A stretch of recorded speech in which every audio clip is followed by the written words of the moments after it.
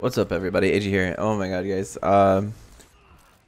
First and foremost, I just want to go ahead and say that having your power supply unit catch fire on you and then you wonder if your computer is going to work or not, really, it's a little terrifying. So that happened recently, but that opened my mind to something that I want to talk to you guys about today, which is probably why there's a very heated discussion as to why Mercy mains absolutely hate the DPS players that they play with, because there are just so many different DPS players that are just so vicious and so angry regardless of what's going on, because they just want to prove to the world that they're the best DPS player around, or maybe they're just so good and they just have to go above and beyond to try and boost their numbers in any way that they can by raising their kills, just paying more attention to how many assists they got, eliminations overall, so on and so forth. But they don't focus on how many times they die.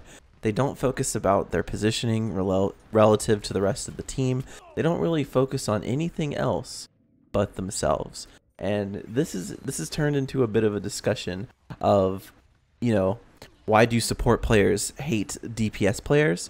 And also specifically, why do Mercy mains hate DPS mains in general? It doesn't matter what DPS they play. It's just which DPS do they hate the most. Now, I'm not speaking on behalf of Mercy mains here. I'm not speaking on behalf of DPS players here. Seeing as myself as an anime, as, just playing some random games in quick play to see if my system is going to be okay while having just caught on fire. So my mind's a little elsewhere at the moment, but bringing it back in, because I like to think of this as a learning opportunity for something else that I want to discuss, and that being this particular DPS versus supports. Like, I don't know what it is. It's always been like this kind of like love-hate relationship between support players and DPS players. DPS players want to get as much damage as they possibly can, thus forcing their own positioning into something very strong, something very forward, something that would get them killed. But since that they don't want to look like they made a mistake, they try to assert some kind of dominance, being the quote-unquote carry of the team.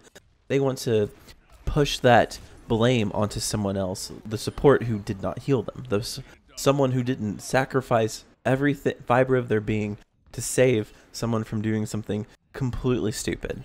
So, there's always been the situation where Hanzo has climbed up a huge wall and gone into some place that you couldn't fly to anymore, specifically Mercy players, fly to anymore to try and heal him. And he's just out of the way, and you do whatever you can to try and get to him to help out. Can't do it, and then he freaks out on you. He's like, what the fuck are you doing, Mercy? You're a fucking idiot. Or, knowing most Hanzo mains out there, they're just not going to give a shit. They're not going to be in voice chat. They're not going to say anything. They don't fucking care.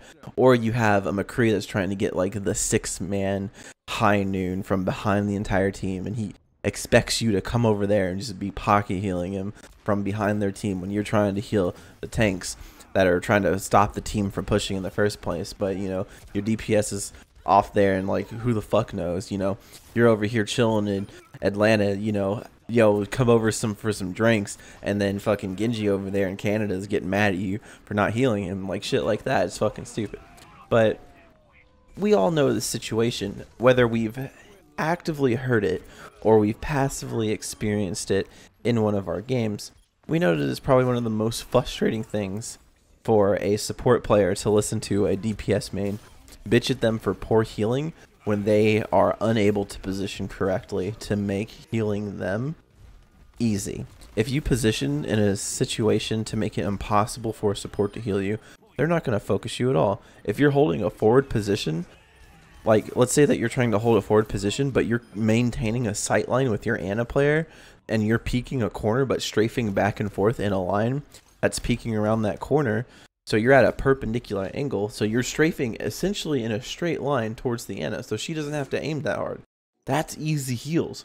And then you're making it difficult for them to hit you, and then you're still being able to be aggressive. So learning how to have that kind of situational awareness as a DPS player is something that a lot of people just lack. And it doesn't even matter what scenario you're in, whether you're in bronze or if you're in grandmaster. There's a lot of situations where you can see people that just do not have the right positional awareness relative to their team that would make them a better performing player. Now, you can say that, you know, oh, Aigey, you're not top 500. What do you know about there? You're not fucking Grandmaster right now. What do you know about that?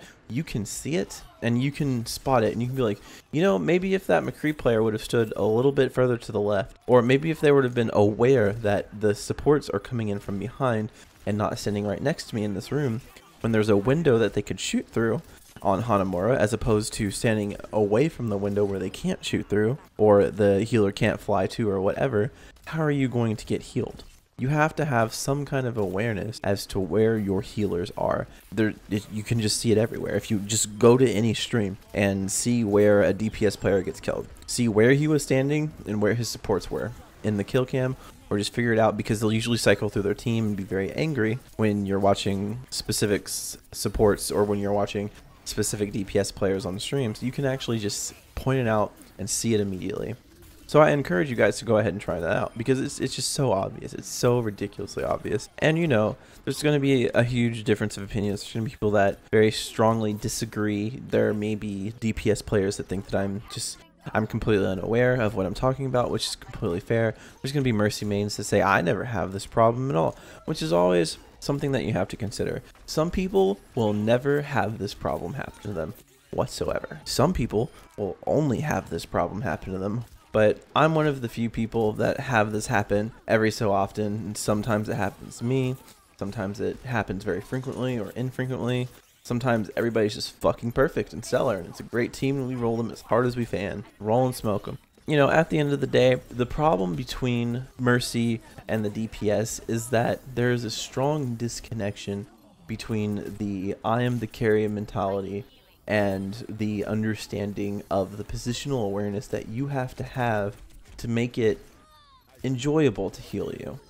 If you're going to play DPS and you're going to make healing you a living hell, expect very little heals, or expect a support to get frustrated enough to just be like, you know what, I'm going to heal the people I can. And if you can't position in a situation where I can heal you easily, or if you can't position yourself in a situation where I can heal you, period, don't expect heals. Simple as that. Having the assertiveness as a support to say, hey, you know what? Fuck you, asshole. I'm not going to heal you. I can't. You make it impossible for me to do so. I'm not going to waste the time that I could be investing in healing someone else. And of course, sometimes you just have the people like me where I'll heal people as Anna, but that kill though looks super juicy. I'd rather, you're probably going to see in this video where I just drop healing somebody and just start healing someone else. As in, I do that sometimes. That's me. I'm guilty. I do that. It happens. But anyway, guys, as always, I want to hear your opinion in the comments below. If you got anything you want to say, you know, if you want to see my computer where I downstacked it, it's probably somewhere on my Twitter. Somewhere. I posted a picture when I was freaking out when it happened. It was a few days ago. But anyway, love you guys. Thank you so much for watching, and I will see you in the next video, which is probably going to be a Final Fantasy edit. I don't know. I'm going to do something for it. Peace, late, guys.